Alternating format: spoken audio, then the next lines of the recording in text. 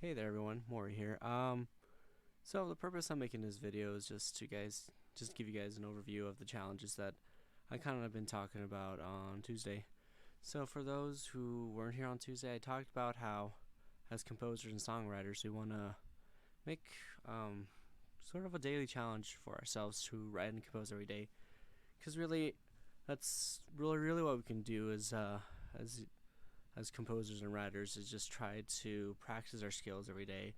The only difference between us and the professionals is that they have 5-10 years of experience writing, and it's up to us on how we want to get those experiences. And as a club, I feel like we have a great opportunity to work as a community to do these things. And as your president, I've come up with these challenges to help promote some songwriting and some composition. Um, so if you see here on this little screen, I've written a challenge for today. It's just going to be a test. In the future, I hope to do these every single day. My hope is that as soon as we do them, they'll be uploaded to here for composition. Here's where I'm going to put some challenges for composition. Here's where I'm going to put for some of the songwriting, because they're going to be two separate things. My hope is to have two daily compositions, one for composers strictly for instrumental work and the other one is for songwriters. And my goal is for you guys to see it over here, share it here if you want, but you can also share it here just so we can have some sort of accountability. Of course, this is optional. You don't have to do this, but as potential composers and songwriters, I feel like we should really take this opportunity to really, really do these things. And the more we write, the more we practice, the more skill we get. So I've kind of had this little formula for a challenge. Usually we have an objective, something we want to complete, and then we have a certain set of parameters. These can be anything. They can be a time limit, they can be certain keys, it can be in a certain form, anything that we can kind of just set to ourselves and we can kind of just ignore and just focus on what we really want. Um, During our club meeting, I kind of talked about how I did things, how I put different parameters when I was studying film scores, when I was studying certain music theory stuff. For this one, for today, it's going to be something pretty simple. So the objective for our challenge today is just to compose something happy, bouncy, or fun in 16 bars, so 16 measures. And our parameters, let's keep it simple. Let's keep it in the key of C. Keep it 4/4, really simple time. Since it's something happy, most of us associate that with the major or the Ionian scale. I've included the notes that we are allowed to use to do it. And then I think another important part that I want to keep is the form, the A prime, B A prime form, or the period form, which is the antecedent, consequence, the B section, then conclusion. This is not a strict period form, considering that I've kind of broke some rules, but there's some rules that we need to follow that keep us more focused on our compositional skills. Many of you may not understand this form, but I'll give a quick demonstration. It's really simple. It's something pretty easy. I'll be using the software. I'll be using the software MuseScore. It's a notation software, really easy, but I know some people might use Finale, and I know some of you guys might be against notation. If so, then when you do this assignment, just take the first part of the objective, write something happy, take out your guitar, take out your piano, just try to write something short. If you can, notate it on music paper, but if you can't, at least record it. Have something that you can at least review afterwards. These are all just guidelines that you guys can break. Even this objective for these rules I set up can be broken if it inspires you to be more creative. So for MuseScore, if anyone's new to it, just know that this icon makes a new page. Here you can add the title. I'm just going to write something really quick. Here you can add instruments. I'm just going to do a grand staff. You can do a lot of instruments. There's quite a few you guys can choose from here. But piano is really fine. I'm not looking to write anything extravagant. That's another thing about these challenges. They're supposed to be simple. They're supposed to be kind of easy. Something you can finish within 10-15 minutes. So key signature, key of E, key of C, 4/4 time. Here we can, if we want to add a pickup measure, it's fine. Number of measures, 16. Tempo, I'm sticking with 120. That's a pretty moderate tempo. Click finish and it gives you this. Here in this little search bar, if you just search up break, it gives you some formatting tools here to just format your little thing. Sorry about that. It was a little louder than I thought it was going to be. So and ahead of time, I've written a little, I guess, format that I'm going to give to you guys. If you guys have, MuseScore, you're able to download the actual file and open it, so it'd be a lot bit easier.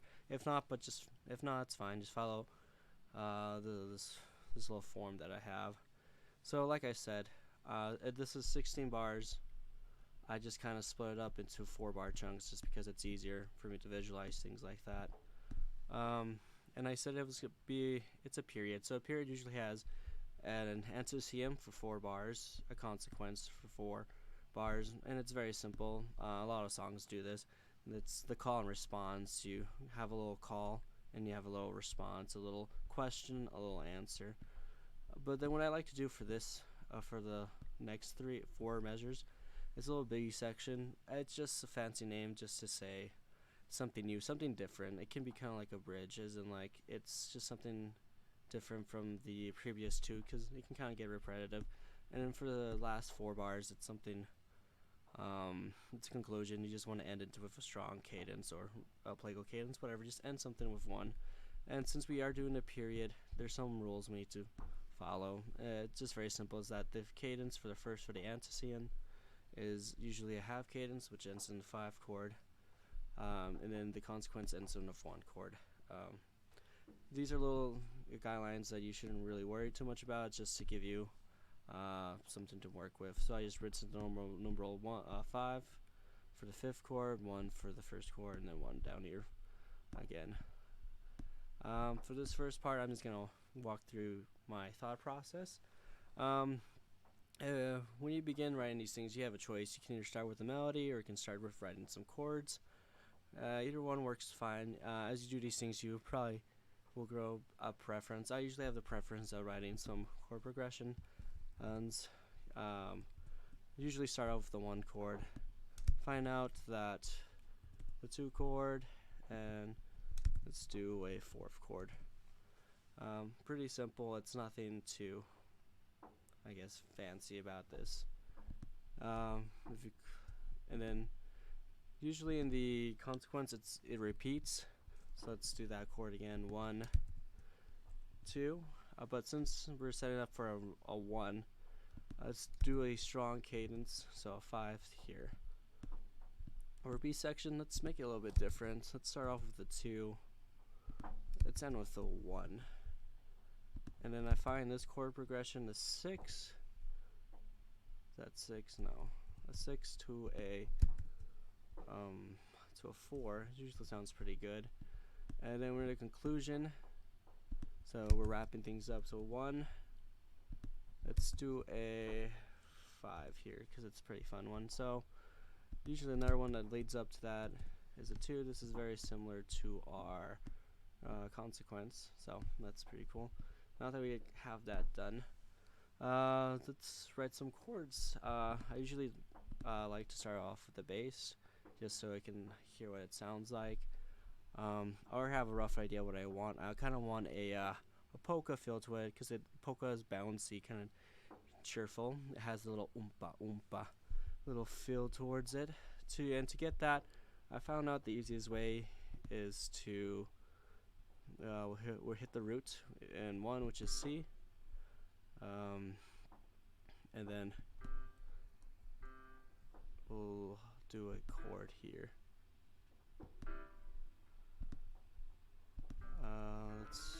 Let's invert this chord. So it's still a C chord, just inverted. And then let's copy and paste this. Cool. And the real cool thing about the oompa, like to get that feel, I just brought this an octave lower. So let's hear what this sounds like. Dun dun dun dun dun dun dun dun. Sounds pretty. It's pretty. It sounds pretty happy as it is right now. I mean, you can add some other things. If you click here, you can put staccato. You can staccato notes.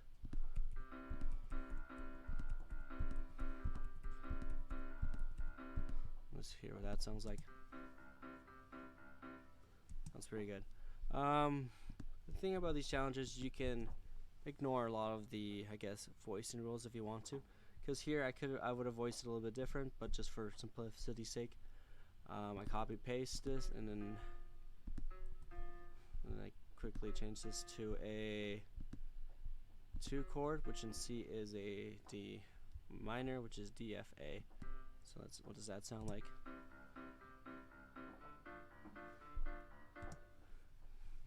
Pretty good.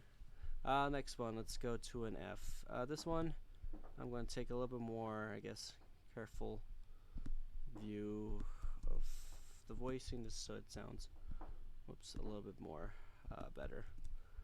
Let's see. So that's the 4th chord, it's F. Because let's see, yeah, F. F C A. Let's copy, paste this one higher. You can be very technical. You can find ways to have smoother voice leading. But for this, I just kind of went for a very easy. I'm not worried too much about it. I just want to see if I can create this sound of happiness.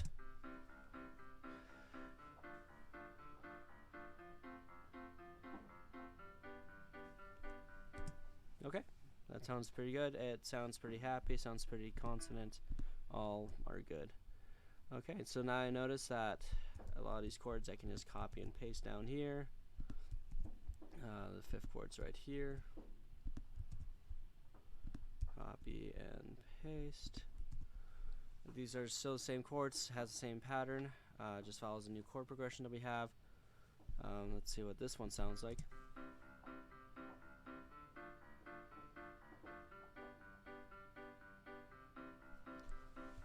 Nice.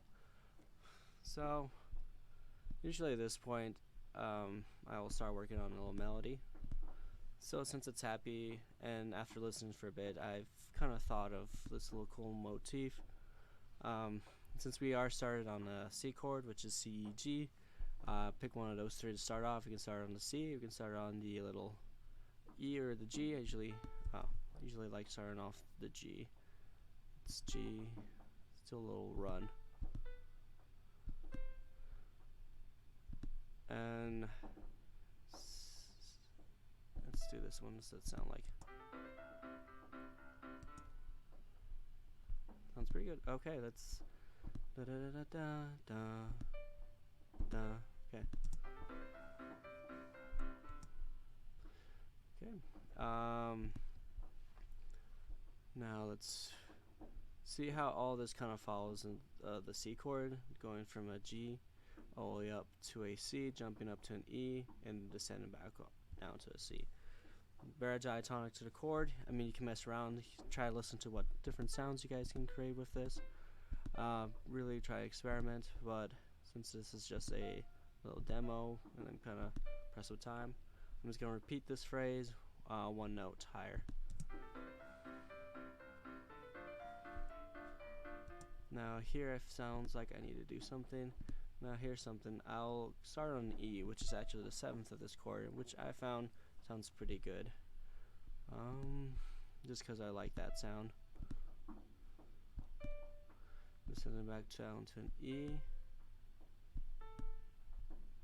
and to an A. Sorry. Sound. Let's say E to C, the 5th of this chord. An A to the 3rd, and then going back to a B, which is the 3rd of the 5th chord. All diatonic sound. What this sounds like.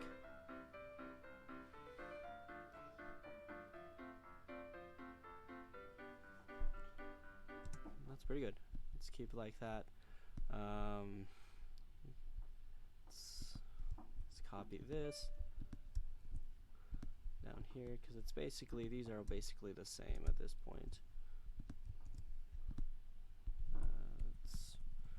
this, just remember this is a consequence, because it's basically the same. Using a 1 to a 2, repeat, repeat. Now here's where we do something different. Let's keep that rhythm, but this time we'll go to a D instead of an E. Keep the same pattern, and let's end at a G down here. Sorry, a G. Let's see how that sounds like. Actually, let's start from right here. I don't know why it's start from right here. Oh, looks like it's freezing.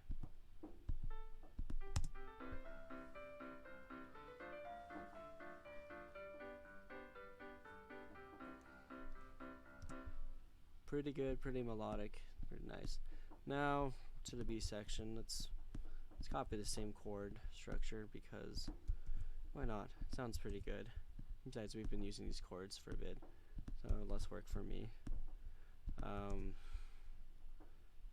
Let's take, I'm going to 6 minor, which is an A. Okay, that's good. So D minor to a C to an A minor to an F. Okay, what does that sound like?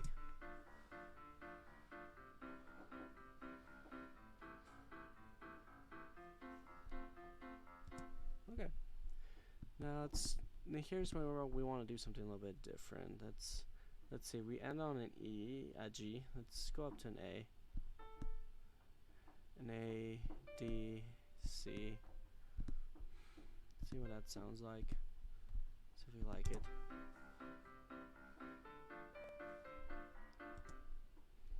Okay, sounds good. Now here we got a couple of choices. Let's stick with that little rhythm pattern that we have.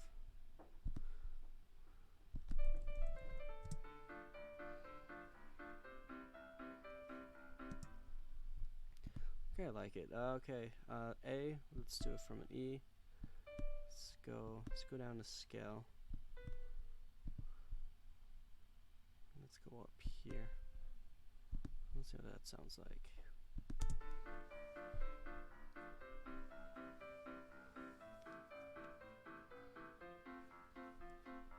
And then we're back to the conclusion. So we can let's copy and paste from right here, because it has pretty much the same chord progression for the conclusion. So I mean, we can take the easy way out.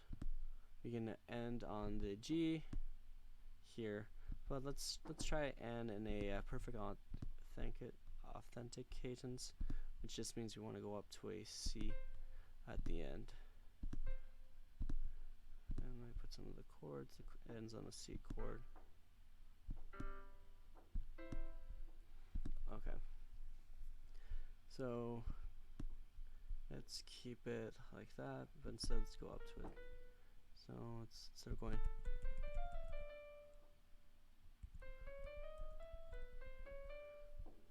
let's change up the little melody.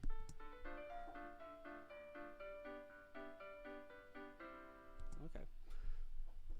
This is a very quick way to do it. I would take more time on actually writing a different little melody. I wouldn't rely so much on just copy and pasting, but I just want to show you how easy it can be. And this is pretty simple. Next part, I would spend some more time maybe harmonizing this top part. But for now, I think this is pretty good. This satisfies what I wanted to accomplish. Let's hear what it sounds like.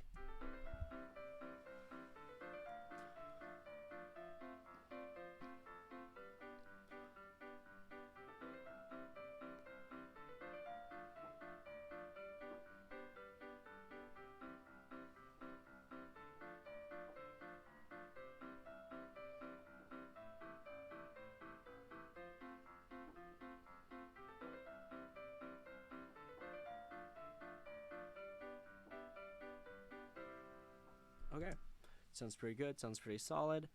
Sounds pretty good.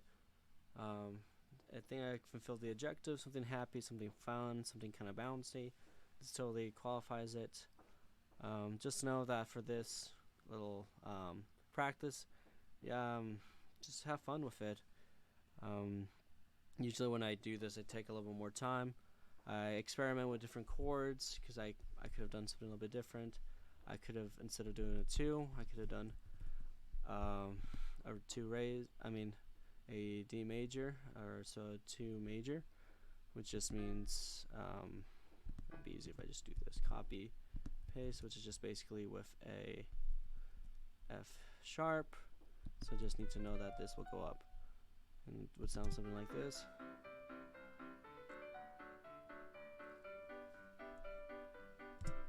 And for those who don't know, the two major and the key of C happens to be the secondary dominant of the 5, which means it resolves nicely into that, which resolves nicely into that. But I would take some time to experiment. But for this assignment, wow. But for this practice, just have fun. Hope this helps you at least understand my thought process. Of course, you guys can do something completely different, but as a starting point, this is how I do things. Well, hope that helped you, and I'll see you guys in class, or in our next class meeting, or club meeting, I meant to say. Well, see ya. Bye.